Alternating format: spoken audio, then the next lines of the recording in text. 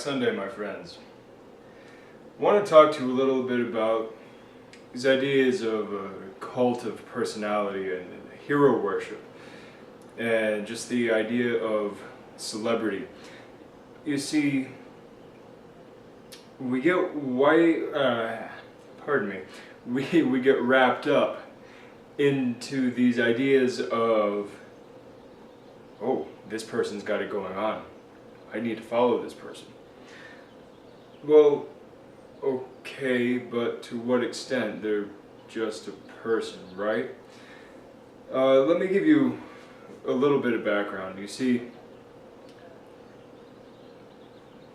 I have met several people that could be considered, at least somewhat celebrities, and I'm lined up to meet, one or two more in the near future. But it has nothing to do with their fame. It has nothing to do with gaining anything tangible from it. It's a very personal experience. It's just being able to, honestly, it's being able to thank the person yourself for providing what they've provided. I have met Zakk Wylde twice, actually. Once only to shake his hand as he was passing around the periphery of the barrier, and another time at an actual meet and greet. And the guy even gave me a hugely personal compliment. He wouldn't remember me from anybody. The guy sees thousands of people, on a regular basis. He wouldn't remember me from the next guy. It doesn't matter to me, because he gave me a very personal compliment there on that day in that spot. It was a wonderful moment for me to get a compliment from a guy that I consider of the highest caliber, and yet that does you no good. That experience has not affected me in such a way that me having shaken hands with Zakk Wylde has done you any good. It hasn't made me a better guitarist. It hasn't made me famous. It hasn't made me more powerful in any regard. It is just a personal moment of being able to thank the man for the amazing music and inspiration that he's given me, and to hang out with him for a couple of hours in an afternoon. I'm granted with about 100 other people, certainly, but to listen to him tell stories as he's taking pictures and just having a drink with the man. It was kind of cool. The last cage fight that I fought in for King of the Cage, Dan Severn headlined, and I got to meet the man. In fact, I fought one of his students and lost gloriously. I was severely outclassed. The guy made me choke on my own blood, and I had to tap out. It was awesome.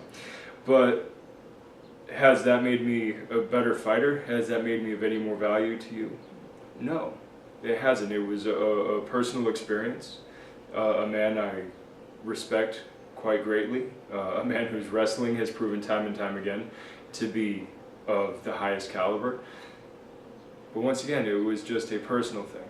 And to be able to thank the man for the challenge of a student, to be able to thank the man for the years of entertainment and inspiration, it's wonderful.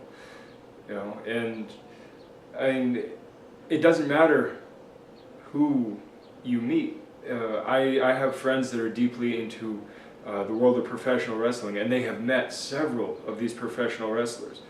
Has it changed their lives in any way for, to make them more powerful, to make them anything? Not really. All it is a it's just a personal belt notch. And for all of the the worship that these celebrities get, it's somewhat unfounded. And you see, the reason I wanted to talk about this is today is the anniversary of the death of Peter Steele. I never got to meet Peter Steele. I went and saw Type O Negative twice in concert, and I wish I had been able to see more, but twice in concert, and they were fantastic concerts. Um, and they were on Peter's upswing. You know, he was notorious for having very dark periods in his life, but they were on Peter's upswing, and it was nice to see Peter at his latest best, before he passed on. And I wish I had shaken his hand, but I never got the chance to. But do I feel diminished because of that? No, by no means. I still have his catalog of music to listen to, and interviews that he's done, and just his outlook on life to sometimes laugh at, sometimes empathize with. But it has nothing to do with this idea of hero worship. The man, was very much a hero to me musically. His,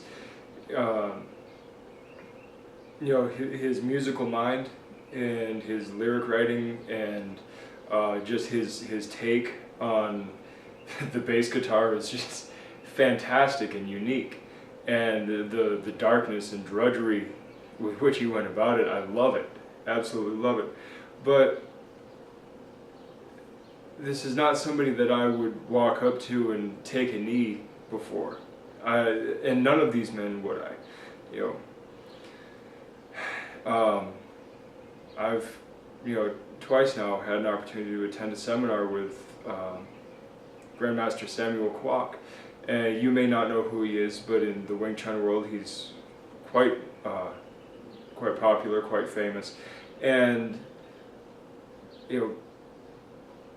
he has taken time, nearly an hour in each seminar to answer my question during the seminar, and that's pretty special. Now, in that case, it has made me a better martial artist, but it wasn't the fact that I shook his hand, it was the fact that he took time out of his schedule, of his routine, and said, well, here's a legitimate question. I'm going to use my years of experience to help you pick this apart, debug it, and figure it out.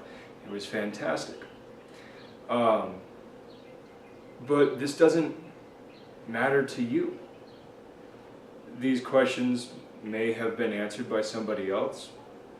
They may have been answered by somebody who you've absolutely never heard of and never will hear of. And it doesn't matter. It certainly doesn't matter. Because, you see, reality is reality. Regardless of who is spouting this and spouting that, reality is reality. And the popularity game, while it is socially important, is not important in the long run. I mean, at some point we're all going to cease to exist. My brain functions will stop. And it's not going to matter to me anymore how many of you followed me. There is no going on. There isn't going to be any looking down from heaven to see my, the people that I affected. It doesn't matter. None of that matters. All that matters is right now, right here. If something I've said has helped you find your way better, I'm very happy. Very, very happy. But if something I've said has turned you against me, I'm sorry.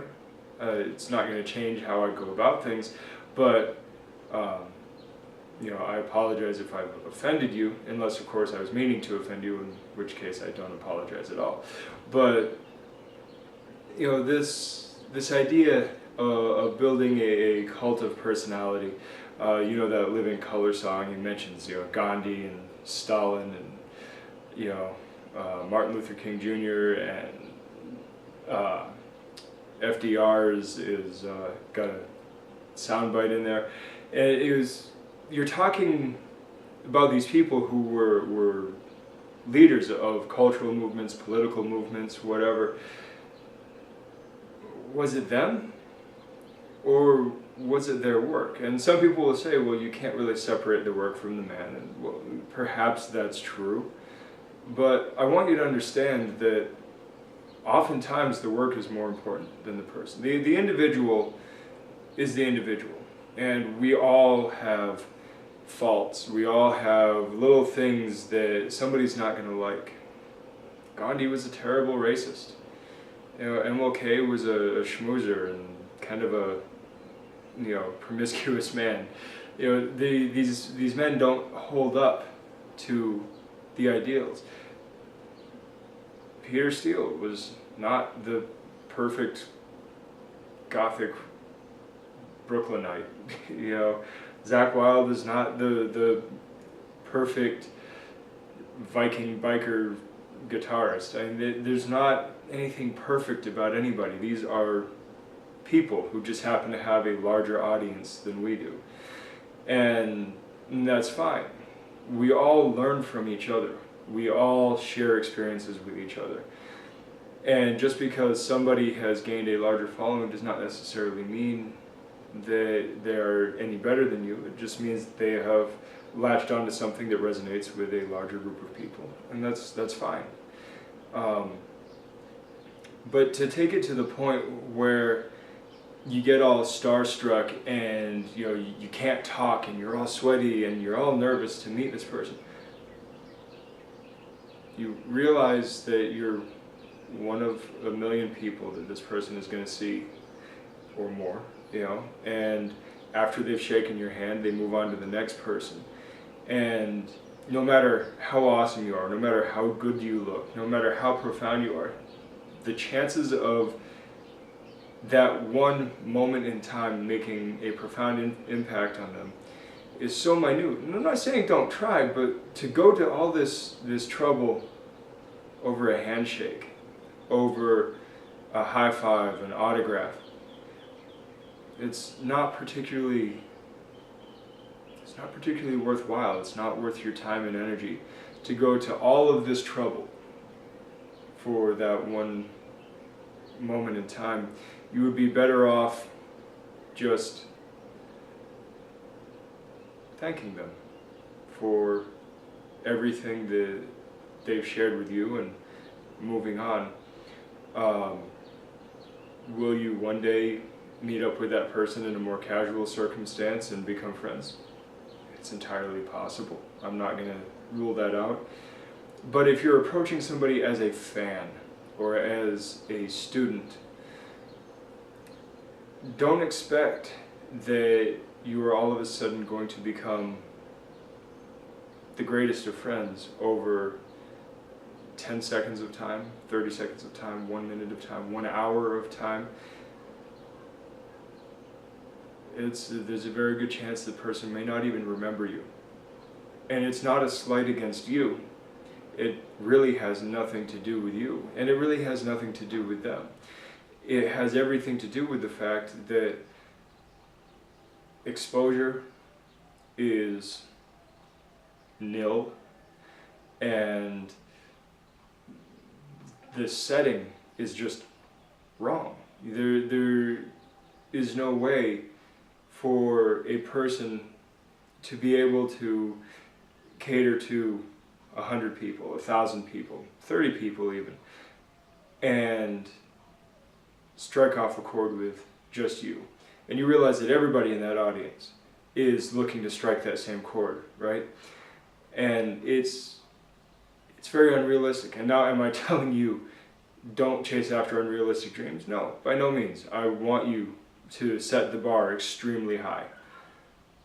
But at the same time, I want you to look at the world through realistic eyes, and I want you to understand that no matter how meaningful it is to you, that you get a handshake, a pat on the back, a good boy, whatever, from somebody, it's a drop in the bucket. And you may never forget the moment, but the feeling will wash away over time. And will you be a different person for it? Not likely. So spend your time, spend your energy on better things, on more productive things. Don't let yourself fall into this hero worship or into this cult of personality. It doesn't matter. Go ahead and follow after somebody who resonates with you. That's fine. But remember that that resonance is just a sharing of ideas. It's a sharing of experiences. It's not a hard and fast black and white truth. It's none of that. It's just shared life. That's all it is. And sometimes it's unidirectional. They're sharing with you. Sometimes you have the opportunity to share back and forth. That's a wonderful thing. But it's not always the case. And that's okay. Because you may not be able to share with them, but you may be able to take what they've shared with you and share it with others, right? So I'm going to leave you with that. Just stop taking a knee for all of these big names. Stop catering to this idea of the cult of personality. You don't need to be a follower. You just need to be you. And you need to understand that when you're sharing in experiences, sometimes you need to shut up and listen. Sometimes there's plenty of room to talk. Sometimes you're the one that needs to direct the conversation.